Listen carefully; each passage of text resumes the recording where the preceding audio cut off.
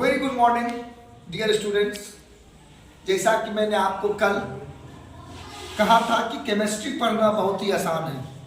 हम केमिस्ट्री को बहुत तरीके से पढ़ सकते हैं, बशर्ते कि एक परफेक्ट वे में और प्रॉपर नॉलेज के साथ हमें आगे बढ़ना होगा।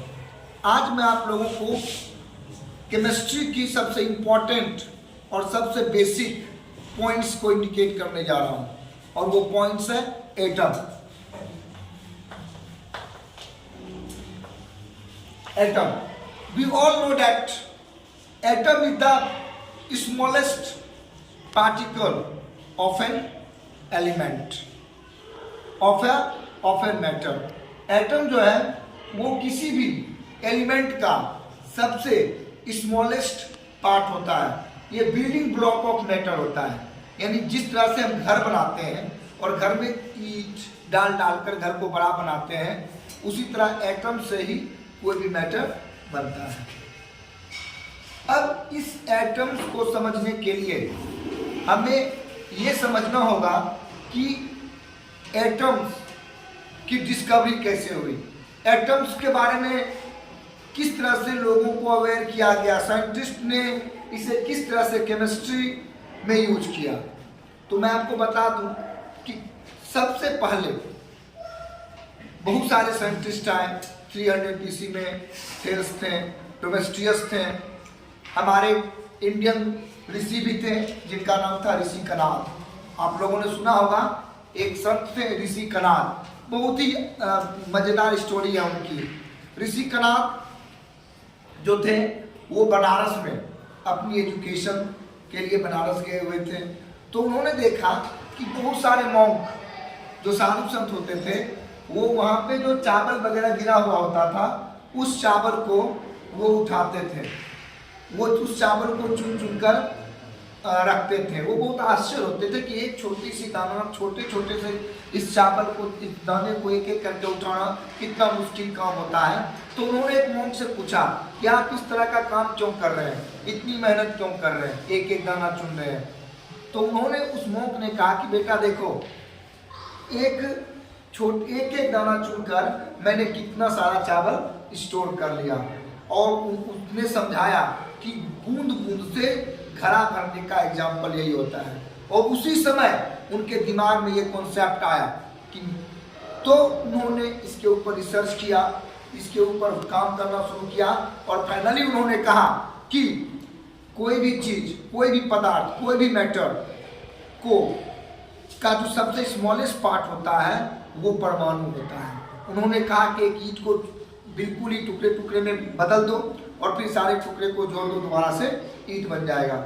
और फाइनली ऋषि कनाद ने कहा कि किसी भी पदार्थ का सबसे छोटा भाग जो होता है वो परमाणु होता है। उसके बाद बहुत सारे इस पे वर्क हुए, बहुत सारे साइंटिस्ट आए, और फाइनली जॉन डाल्टन 1802 ईस्वी में जॉन डाल्टन, आप लोगों को ये नाम याद रखना होगा। ऋषि कनाद के बाद जॉन डाल्टन का नाम आपको याद रखना होगा कि जॉन डाल्टन का कितना बड़ा योगदान रहा। जॉन डाल्टन ने एटॉमिक थ्योरी दिया। डाल्टन का एटॉमिक थ्योरी काफी इंपॉर्टेंट पार्ट होता है। डाल्टन का जो एटॉमिक थ्योरी था, उसमें उन्होंने कहा कि all the matter is made up of very small particle that is called atom. और जॉन डाल्टन का एटम का कॉन्सेप्ट थ्योरी में कन्वर्ट हो गया। और वो कॉन्सेप्ट जो है, अगर हम लोग समझ लें तो हम लोग केमिस्ट्री के बहुत सारे पार्ट्स को इजीली समझ सकते हैं। जॉन डाल्टन की थ्योरी के कुछ इंपॉर्टेंट पार्ट्स, जैसे उनका पहला इंपॉर्टेंट पार्ट क्या था कि जितने भी मैटर होते हैं, all the matter is made up of very small particle that is called atom. Atom से ही कोई पदार्थ बना होता है। फिर उन्होंने कहा था एटम इज इंडिविजिबल, एटम जो है वो डिवाइड नहीं हो सकता था। बात समझो, उन्होंने कहा एटम जो है डिवाइड नहीं हो सकता था। और यहीं से ये इस कॉन्सेप्ट को लोगों ने एक्सेप्ट भी किया, दैट टाइम लोगों ने एक्सेप्ट भी किया। लेकिन फिर जेम्स क्रूक, आप लोगों को मैंने कल भी डिस्कस किया था, जेम्स क्रूक जो थे, उन्होंने कैथोड रे ट्यूब का निर्माण किया। कैथोड रे ट्यूब, जिसको हम लोग CRT कैथोड रे ट्यूब कहते हैं। एक ऑर्डिनरी ग्लास का उन्होंने ट्यूब लिया, उसमें 10,000 वोल्ट, कितने वोल्ट का? 10,000 वोल्ट के बैटरी पावर सप्लाई से उसे कनेक्ट किया और उस कैथोड रे ट्यूब में प्योर हाइड्रोजन गैस को फिल किया, प्योर गैस को फिल किया। उसके बाद उन्होंने जब पावर सप्लाई किया, आप लोगों ने ट्यूबलाइट देखा है ना, घर में ट्यूबलाइट तो देखा है, बल्ब वगैरह तुम लोग देखा है ना, उसमें क्या लगा होता है? उसमें इलेक्ट्रोड लगा होता है, पावर सप्लाई होता है, सेम उस वही कंडीशन था, ठीक है। और उसमें हाइड्रोजन गैस भर दिया और फाइनली जब पावर सप्लाई हुआ तो उन्होंने देखा कि वो ऑटोमेटिकली उससे वेव निकलना शुरू हुआ, लाइट निकलना शुरू हुआ, कलरफुल लाइट निकलने शुरू हो गए, यानी वो चमकने लगा। आश्चर्य लगा उनको कि क्या ये ऐसा तो नहीं हो रहा है कि हमने जो पावर सप्लाई दिया उसके कारण ऐसा हो रहा है। लेकिन जब उन्होंने देखा तो इलेक्ट्रोड्स और गैस के बीच में एक छोटा सा डार्क स्पेस था, यानी ये फाइनल हो गया, ये निष्कर्ष निकल गया कि ये जो रे निकल रहा है वो इलेक्ट्रोड के कारण, तो इलेक्ट्रोड से तो नहीं निकल रहा है, यानी करंट सप्लाई के कारण, पावर सप्लाई के कारण ये नहीं हो रहा है। ये लाइट्स जो निकल रहे हैं, ये वेव जो निकल रहे हैं, वो उस गैस से निकल रहा है। और फिर जेम्स क्रूक ने कहा कि नहीं, ये जो रे निकल रहा है, इसके अंदर एटम्स के अलावे भी बहुत सारे पार्टिकल्स अवेलेबल हैं, प्रेजेंट हैं। और उन्होंने एक टर्म दिया जिसको क्रूक डार्क स्पेस कहा गया। क्या कहा गया? Crook dark space. अब देखो केमिस्ट्री कितनी, साइंस किस तरह से अपने आप को कन्वर्ट करती है। जेम्स क्रूक का CRT कैथोड रे ट्यूब कितना इंपॉर्टेंट हो गया। हाँ, याद क्या रखना है? 10,000 वोल्ट का पावर सप्लाई था। और कुछ पॉइंट्स इसमें है, उन्होंने प्रेशर जो होता है, प्रेशर को भी अप एंड डाउन किया।